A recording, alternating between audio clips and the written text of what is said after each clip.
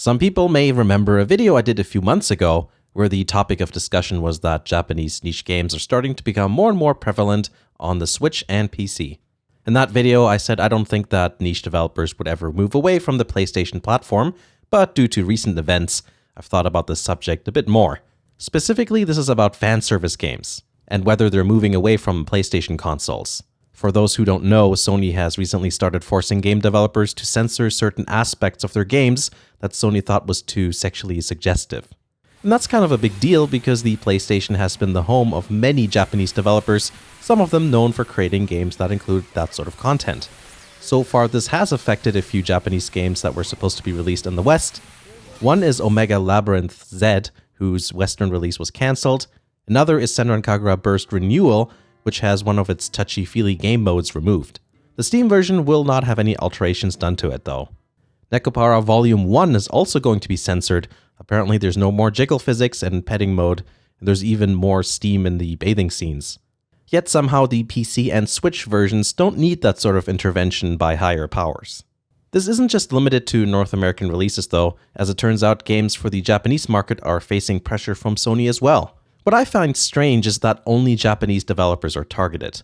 And the funny thing about this is that the censoring often makes the images look more suggestive than they are in the first place. The imagination is a powerful thing. The biggest problem I have with this censorship policy is the fact that it's kind of, I think it's backwards thinking. How many times in the last 100 years have we seen this happen? Even just with music. At the beginning of the 20th century, jazz music was seen by some as evil and bad for society. Today it's difficult to find anything more tame.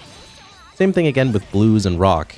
Oh man, the Beatles sure made evil music, especially if you play it backwards, because you can hear demonic messages apparently. Oh, maybe that's why violent video games are fine. If you reverse the footage, it's just a whole bunch of people being resurrected. Anyway, the same thing again happened with heavy metal in the 80s, and that sort of thing just keeps going on and on. And how about movies and shows? Violence is pretty much everywhere. Horror movies are perfectly acceptable and mainstream. And one of the biggest shows in the world, Game of Thrones, is famous for its use of sexposition. So why is it that sexually suggestive content in video games, of all things, is such a problem?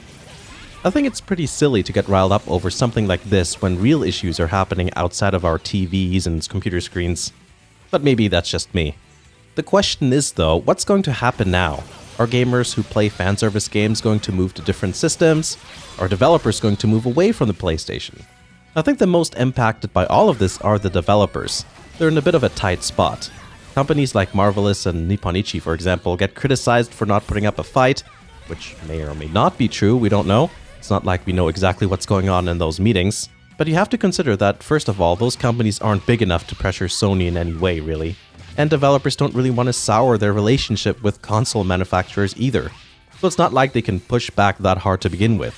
Personally, I think the best thing developers can do is keep making ports for other systems that don't have this level of censorship as part of their guidelines. This provides options for both the consumer and the developers, and it's something we see happening already anyway, because of all the Vita developers embracing the Switch as a sort of replacement. The PC has already become a major platform for these games too, as we know. One thing a few people seem concerned about is that other companies could start implementing similar policy changes as well. But I don't think we'll see that happening. There's one company that tried something similar to Sony, and that is Valve. As you probably heard, earlier in the year Valve wanted to remove sexy anime-style games from Steam, but that decision was very quickly reversed. In fact, it went completely the other direction, and now you can even buy hentai games on Steam. Talk about a 180.